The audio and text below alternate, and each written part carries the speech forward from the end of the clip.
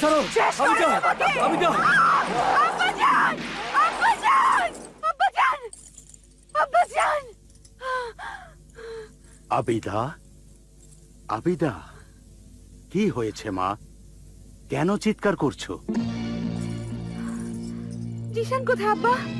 সোপানিস বা কোথায়? আর ওই মুকদ্দাস নিশান চাঁদ তারা কোথায়?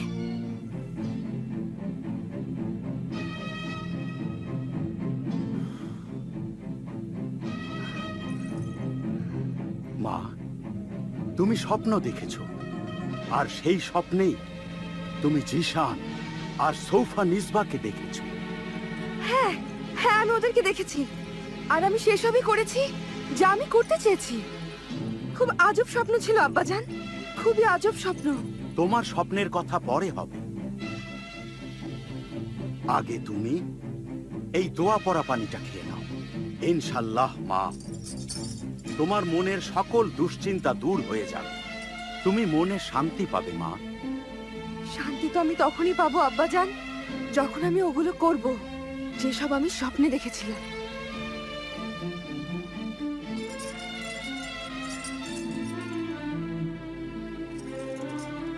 আরাম করো মা।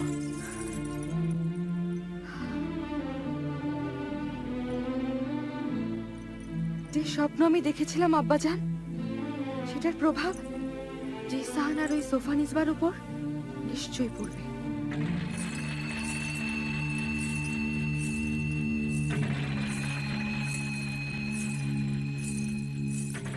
সোফা নিসবা, তুই বাইরে আয়। তুই আমার অপেক্ষা কেন করছিস?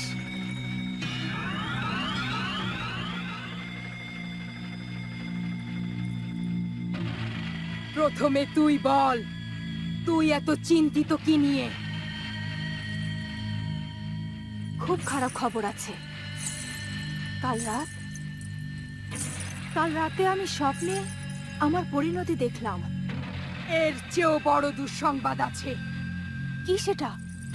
আজ থেকে 20 বছর আগে যেই 21তম বরকে তুই বিয়ে করে তোর সেই 21তম বরকে সেই বিয়ের রাতেই মারতে চেয়েছিলি, কিন্তু সে তোকেই মেরেছিল। হ্যাঁ, মনে আছে আমার। আর তুমি আমার লাশকে আমার সেই 21তম বরের কাছ থেকে কেড়ে নিয়েছিলে। আজ 20 বছর পর যখন ও জেনে গেছে যে তোর এই দেহে কোনো বদাত্মাকে প্রবেশ করিয়ে তোর এই দেহকে আবারও জীবিত করে তোলা হয়েছে, তখন তোর ওই লোভী বর তোর এই দেহ, তোর এই অস্তিত্ব চাইতে আমার কাছে চলে এসেছে। না, কিন্তু আমি তো আমার সেই বরের কাছে একদম ফিরে যেতে চাই না। আর যদি এই খবরটা আবিদা কোনোভাবে জেনে যায় যে আমার 20 বছর পুরনো বর আমার লাশের মালিক, আমার অস্তিত্বের মালিক হতে চাইছে, তখন না আবার আবিদা আমার ওই বরের সাথে মিলে আমাকে বন্দি করে ফেলে। সোফা নিসবা, সোফা নিসবা। তোর 22তম বর জিশান আসছে, এদিকে দেখ। তুই রাতে খুনি জঙ্গলে এসে দেখা করিস। এখন যা।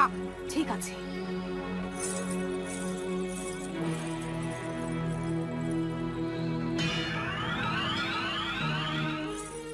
জিশান, কি হয়েছে?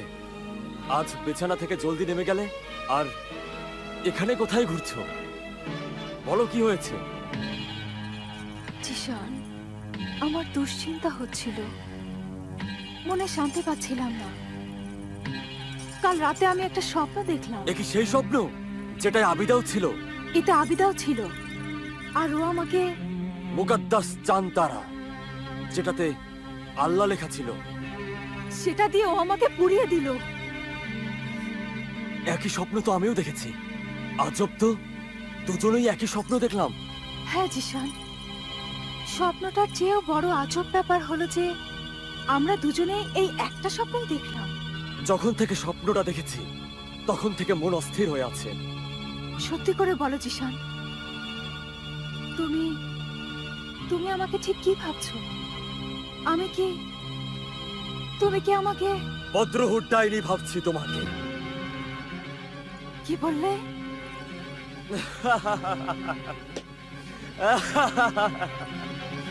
কিছু না, কিছু না। আর আমি ঠাট্টা করছিলাম আর দেখছিলাম যে তুমি ঘাবড়ে গেলে আমার দিকে যখন তাকাও, তখন তোমার এই নিষ্পাপ চেহারা, সুন্দর এই চেহারা আরো সুন্দর মনে হয়।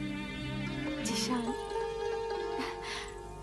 আমি কত ভাগ্যবতী যে তুমি আমাকে সন্দেহ করো না। আমি আমার নিজেকে সন্দেহ করতে পারি, কিন্তু আমি কখনো তোমাকে সন্দেহ করতে পারবো না।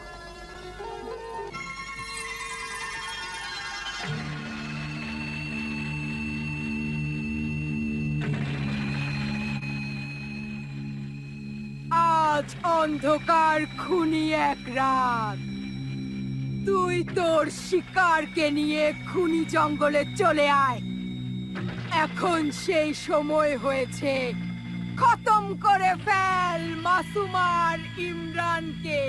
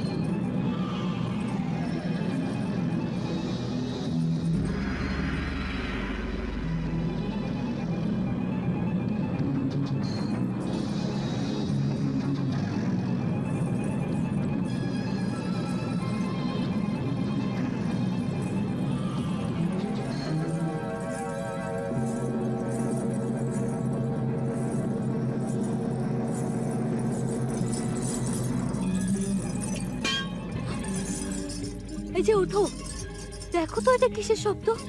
আরে ওঠো না, ওঠো ওঠো। কি হয়েছে? চলো না ঘরের বাইরে গিয়ে একটু দেখি, মনে হচ্ছে বাড়িতে খুব জোরে কিছু একটা পড়েছে। কিছু একটা পড়েছে? হ্যাঁ, সেটার শব্দেই তো আমার চোখ খুলে গেল। চলো। হ্যাঁ, চলো এসো।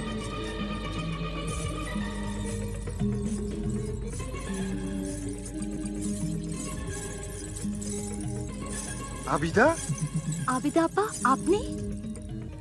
এটা কি করছেন আপনি? মাসুমাকে কোথায় নিয়ে যাচ্ছেন? তাও এত রাতে আপনি এখানে কেন এলেন? ছোট হুজুর ইমরান, ইমরান ছোট হুজুর। জিশান হুজুর, জিশান হুজুর, ইমরান মিয়া। আরে কেউ জলদি এসে দেখো, এই আবিদা যেন মাসুমাকে কোথায় নিয়ে যাচ্ছে। জিশান হুজুর, ইমরান মিয়া, জলদি আসুন।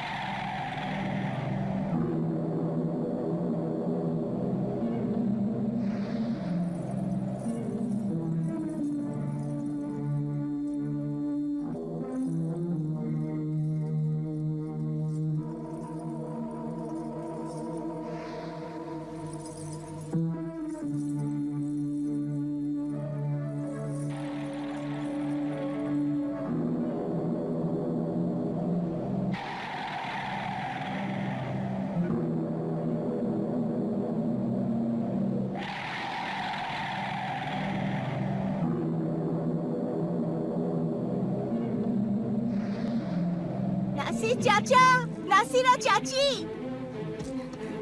নাসির চাচা, নাসিরা চাচি, ইমরান, কি হয়েছে? দেখুন না ভাইজান।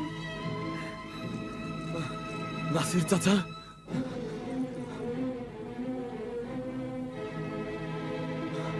হে আল্লাহ, আমার চোখে এ কি দেখতে হলো? নাসির চাচা, নাসির চাচা, নাসিরা, নাসির চাচা, এ এ কি হয়ে গেল? কারা আপনাদের চোখ তুলে নিল? সে কে ছিল? বলুন না, বলুন না নাসির চাচা, জবাব দিন না। নাসির চাচা,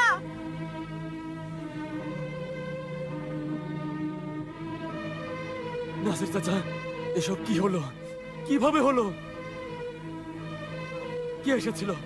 কে ছিল সে নির্দয় লোক যে যে আপনাদের চোখ উগড়ালো? কে ছিল বলুন চাচা, বলুন। আবিদা। আবিদা? আবিদা, আবিদা? হ্যাঁ, আবিদা। আমিলে কামিলের জাদুকর্মে আবিদা? হ্যাঁ, আমিলের মেয়ে আবিদা। নিশ্চয় আবিদা এটা কি করে গেল? আমাদের বাড়ির খাদেমার চোখ তুলে নিল। কিন্তু কেন করলো? কিভাবে করলো এসব? ও মাসুমাকে নিয়ে যাচ্ছিল। মাসুমাকে নিয়ে যাচ্ছিল? আমার ছোট বোন মাসুমাকে নিয়ে যাচ্ছিল? হ্যাঁ, ছোট বোন মাসুমাকে বেহুশ করে নিজের সাথে নিয়ে যাচ্ছিল।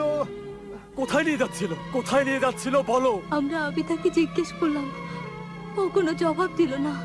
যখন আমরা চিৎকার করলাম আবিদা চোখ রাঙিয়ে আমাদের দিকে তাকালো।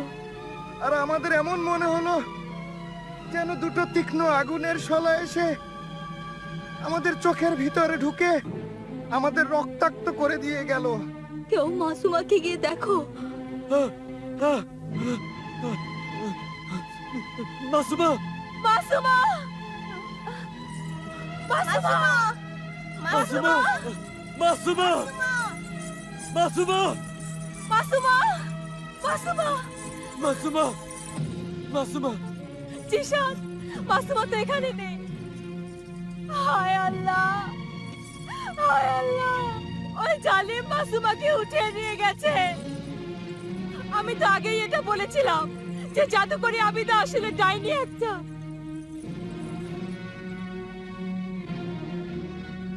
তুমি ওকে বিয়ে করনি, ও সেটারই প্রতিশোধ নিচ্ছে।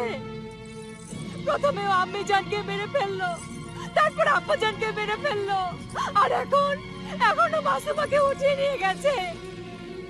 ওই বরবাদি আর এতগুলো খুনের দোষ আমার, সব আমার। আমি অপরাধী, আবিদাকে নয়। আসলে আমারই শাস্তি হওয়া উচিত, আমারই। না ভাবিজান না। এতদিন এতদিন আমি শুধু আপনাকে সন্দেহ করে এসেছি যে আপনি আকরাম ভাইজান, আম্মি জান আর আব্বু জানকে মেরে ফেলেছেন। কিন্তু এই দুজন তো চাক্ষুষ প্রমাণ যে আবিদাই আসল খুনি এনাদের। হ্যাঁ ইমরান, হ্যাঁ। জিশান, একা শুধু আবিদাই নয়, ওরে আমিল বাবাও এইসব খুন জখমে জড়িত আছে। তুমি বাড়িতে কেন দাঁড়িয়ে আছো? যাও, যাও মাসুমাকে খুঁজে আনো। মাসুমা, আবিদা ওকেও না আবার নিজের শিকার বানিয়ে ফেলে। যাও, আবিদার বাড়িতে যাও জিশান। চলো ইমরান, জলদি আগে আবিদার বাড়িতে যাই। আমাদের বোন মাসুমাকে ওখানেই রেখেছে, নিশ্চয়ই ওখানেই আছে। চলো চলুন। চলো।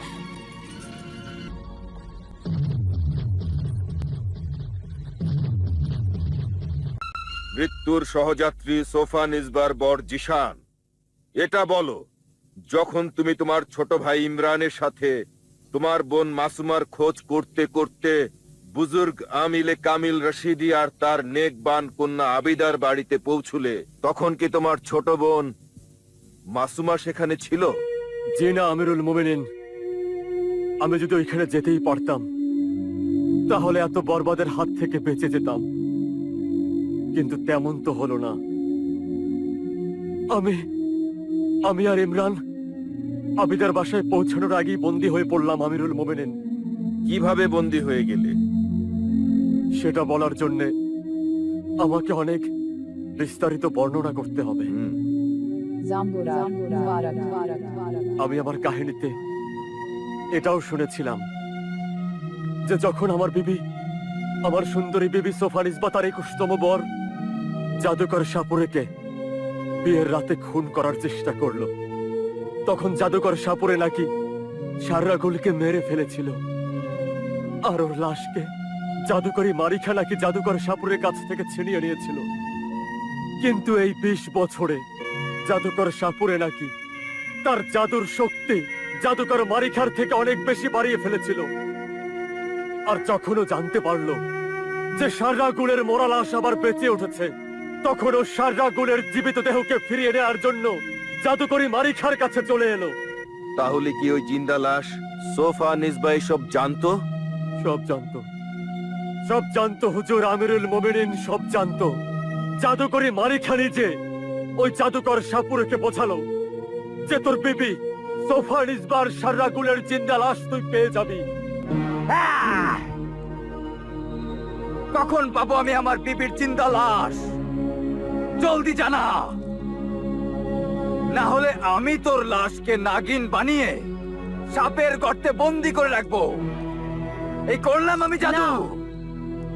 এমন কিছু করিস না। আমি তোকে কথা দিচ্ছি যে তোর বিবি সারারাগুলের জিন্দা লাশ আমি তোকে দিয়ে দেব। কিন্তু তার আগে তুই জিশান আর ইমরানকে মাসুমার খোঁজে আবিদার বাড়িতে যাওয়া থেকে বাধা দে। কেন? এই জন্যে বাধা দিবি যে আমি এখনো মাসুমার লাশ ওই আবিদার বাড়িতে লুকিয়ে রাখিনি। আমি আর সোফা নিসবা দুজনেই এটাই চাই যে এই খুনের দোষটাও যেন আবিদার উপরে গিয়েই পড়ে। কেন? প্রতিশোধ নেবার জন্য। কিসের প্রতিশোধ?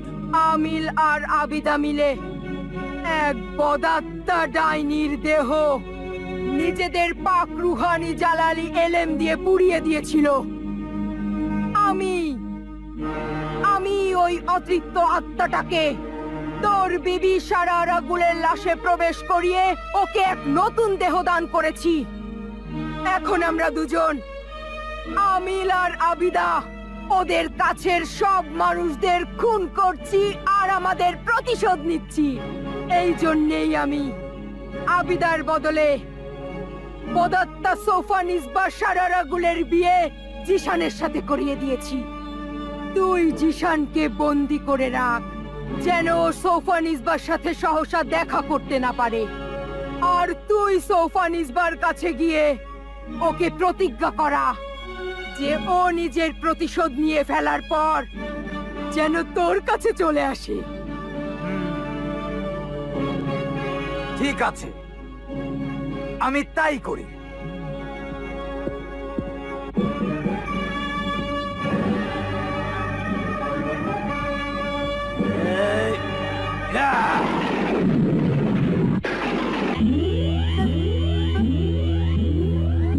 ভাইজান,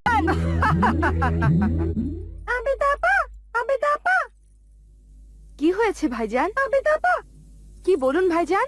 আবিদাপা সর্বনাশ হয়ে গেছে। কি হয়েছে? আজ গাছে বসে থাকা জাদুকরের অশুভতা নিজের বন্ধুদের বলছিল যে জিশান আর ইমরান নাকি বন্দী হয়ে গেছে। বন্দি হয়ে গেছে? কিভাবে বন্দী হলো? কে বন্দি করলো? সারারাগুলের 21তম বর জাদুকর সাপুরে করেছে। 21তম বর জাদুকর সাপুরে?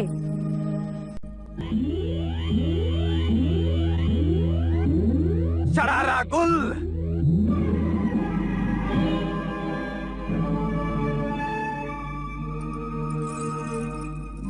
আমার খুনি বর? বিশ্বাসঘাতক বিবি, কিন্তু তুই এখানে কেন এসেছিস? তোকে নিতে এসেছি, নিজের বিবিকে নিতে এসেছি। আমি জিশানের বিবি এখন। জিশানের আগে তুই আমার বিবি ছিলি। যেই বিবিকে তুই কিনা বিয়ের রাতেই খুন করে ফেলেছিলি, সেই বিবি এমন খুনি বরকে তার স্বামী মানে না। ভালোই, 20 বরের খুন করে আসা বিবি, যার হাত আর দাঁত মানুষের রক্তে রঞ্জিত, তার শরীফ বিবিদের মতো কথা বলতে লজ্জা পাওয়া উচিত। হাহ, তুই আমাকে, আমার জাদুকে ভয় পা। তুই আমাকে ভয় পা। তুই এখন আমি শুধু সারারা বলি না, আমার ভিতরে বদাত্মা ডাইনিরও শক্তি আছে। আহ! আমি তোর জাদুর পরোয়া করি না। পরোয়া তোকে করতে হবে, না হলে তোর এই বদলা নেবার পরিকল্পনা অপূর্ণই থেকে যাবে। কারণ আমি এখন শুধু জাদুকর সাপুড়েই নয়, বরং জাদুকরদের শাহিনশাহ সাহেরে আজম হয়ে গেছি। হাহ, এই দেখ, আমি এখনই তোকে নাগিন বানিয়ে সাপের গর্তে বন্দি করে রাখবো।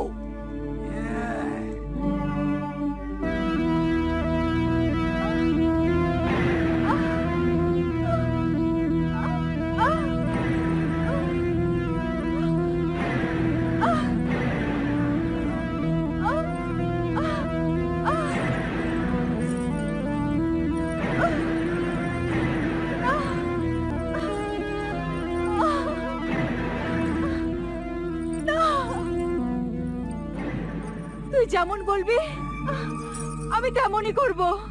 শুধু আমার প্রতিশোধ পূর্ণ করতে দে, এরপর আমি তোর সাথেই যাব। আমি কথা দিচ্ছি, আমি তোর সাথে নিশ্চয়ই যাব। লিখে দে, তোর রক্ত দিয়ে লিখে দে। তারপর যদি তোর ওয়াদা পূরণ না করিস, তো আমি তোর রক্তে লেখা সেই জাদুর চিঠি তোর মাথার উপর রাখবো, আর তুই পুড়ে ছাই হয়ে যাবি। তোর রক্ত দিয়ে লিখে দে আর প্রতিজ্ঞা কর। এই নে।